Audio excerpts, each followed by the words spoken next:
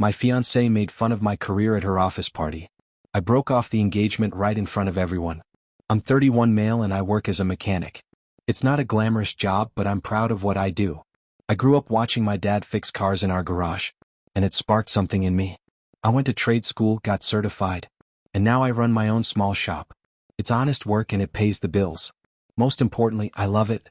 That's why what my fiancée, well, ex-fiancée now did at her office party hit me so hard. My ex, who I'll call F, is the opposite of me in a lot of ways. She's polished, works in corporate marketing, and has always been surrounded by people who value appearances above all else. Despite our differences, I thought we had something special. She used to tell me how much she admired my work ethic, and how she loved that I followed my passion. Or at least that's what I thought she felt. This all started at F's company holiday party a few weeks ago.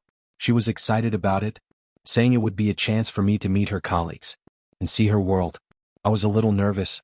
I'm not exactly comfortable in suits and fancy settings, but I wanted to support her, so I agreed to go. When we arrived, the event was exactly what I expected. Sleek, high-end, and filled with people who looked like they'd stepped out of a fashion magazine. F blended right in, laughing and chatting with her coworkers. I, on the other hand, felt like an outsider, but I told myself it didn't matter. I was there for her, not for them. Things started going south about an hour into the party. F was introducing me to a group of her colleagues, when one of them, a guy who looked like he'd been born in a boardroom, asked me what I did for a living. I run a small auto repair shop, I said simply. Before the guy could respond, F jumped in. He's not that cute, she said with a laugh. He's like a modern-day grease monkey. The group chuckled and I froze. Grease monkey, I repeated, glancing at her. She waved it off. Oh, come on, it's just a joke. Don't be so serious. The group quickly moved on, but I couldn't shake the comment. It wasn't just the words, it was the tone. The way she said it, like my job was some silly little hobby, instead of a legitimate career. I brushed it off, telling myself I was overthinking it, but deep down it stung. The final blow came later that evening during a toast. F stood up in front of everyone, glass in hand, and started thanking her team for their hard work. Then out of nowhere, she shifted the focus to me. And a special thanks to my fiancé, she said, smiling. He's not exactly a corporate guy, but he's great with his hands. If anyone's car breaks down, you know who to call. The room erupted in laughter. I felt my face heat up as dozens of eyes turned toward me, their smiles tinged with condescension. F was beaming, clearly pleased with herself, while I sat there humiliated. As the laughter died down, I locked eyes with F, silently asking her why. She didn't seem to notice my discomfort, or worse, she didn't care. She was too busy soaking in the attention, clearly proud of her little joke. I excused myself from the table and stepped outside to clear my head. The cool night air was a welcome relief, but my thoughts were anything but calm. I replayed her words over and over, the laughter echoing in my mind. This wasn't just a one-off comment. It was a pattern. She had reduced my career, my passion, to a punchline. And the worst part, she had done it in front of people who barely knew me. A few minutes later, F came outside, still holding her wine glass. There you are, she said, her tone light. Why'd you run off? I turned to her, trying to keep my voice steady. Do you have any idea how embarrassing that was? She blinked, clearly taken aback. What are you talking about? The toast, I said, my frustration bubbling to the surface. You made me sound like some kind of handyman you keep around for convenience. She laughed like it was no big deal. Oh, come on. It was just a joke. Everyone loved it. I didn't, I said firmly. And it's not the first time you've done this. You've made comments like this before, but tonight you crossed a line. Her smile faded, replaced by a defensive glare. You're overreacting. I was just trying to lighten the mood. By belittling me, I shot back. You say you respect what I do, but your actions say otherwise. Do you even realize how condescending you sounded? She crossed her arms. You're being dramatic. If you can't handle a little teasing, maybe you're the one with the problem. That was it. The mask had slipped. This wasn't just a misunderstanding. It was a fundamental difference in how she saw me and how I saw myself. I'd always tried to support her career, but she couldn't or wouldn't do the same for me. I took a deep breath, knowing what I had to say next. If I can't do this anymore. Her eyes widened. What are you talking about? This relationship, I said, my voice steady. It's over. She laughed nervously. You can't be serious. Over a joke, you're really going to throw everything away because of one comment. It's not just one comment, I replied. It's how you see me. How you've always seen me.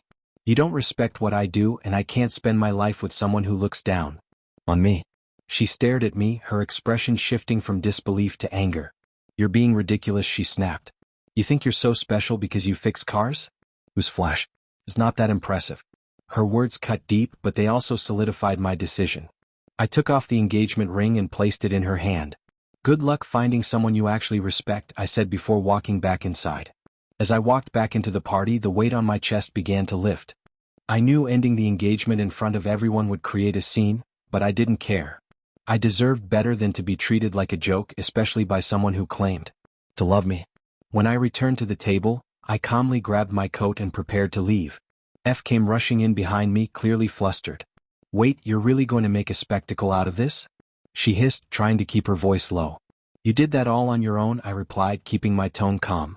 "Enjoy the rest of your party." The people around us were starting to notice the tension. I could see curious glances and whispered conversations, but I didn't stop. If grabbed my arm one last time, her voice desperate now. "Please, let's talk about this. You're blowing everything out of proportion." I turned to her, meeting her eyes. "I gave you chances to respect me, F. I supported you, celebrated your successes, and never belittled what you do. But you couldn't do the same for me. This isn't something I can talk out. It's who you are." With that, I walked out of the party, leaving her standing there with the engagement rings still in her hand. The drive home was quiet, my emotions a mix of relief and lingering frustration. I replayed the events of the night in my head, questioning whether I'd made the right decision. But every time I thought about her comments, the dismissive way she spoke about my career, I knew I'd done what was best for me. Over the next few days, the fallout began. Mutual friends started calling and texting, asking what had happened. Apparently, F had wasted no time spinning her version of the story. "He's so insecure," she wrote in a group chat. "I was joking and he couldn't handle it. Who ends an engagement over a toast?" I chose not to engage. The people who mattered knew the truth, and I wasn't about to stoop to her level. But when one friend sent me screenshots of her venting on social media, I realized she wasn't going to stop. She painted me as controlling and overly sensitive, claiming she dodged a bullet. That's when I decided it was time to take control of the narrative. I reached out to the people who had been at the party, friends, colleagues, even acquaintances, and calmly explained my side of the story. I told them about the constant belittling, the lack of respect, and how the party was just the final straw. Most of them were understanding, and some even apologized for laughing at the toast. One coworker of hers privately messaged me saying, "I never liked how she talked about it. She made it sound like she was settling for less." Stung, but it also validated my decision. F had never truly valued me or my work, and I wasn't going to let her continue to define the narrative. My decision to end the engagement sent ripples through our social circles, but I stayed firm. F continued her attempts to paint me as the villain, but her behavior at the party and the stories others shared about her behind closed doors began to catch up with her. One particularly satisfying moment came when a mutual friend, who had been on the fence, messaged me. I talked to someone at her office. They said she brags about how she settled for you because she thought you'd be easy to control. Sounds like you dodged a bullet, indeed.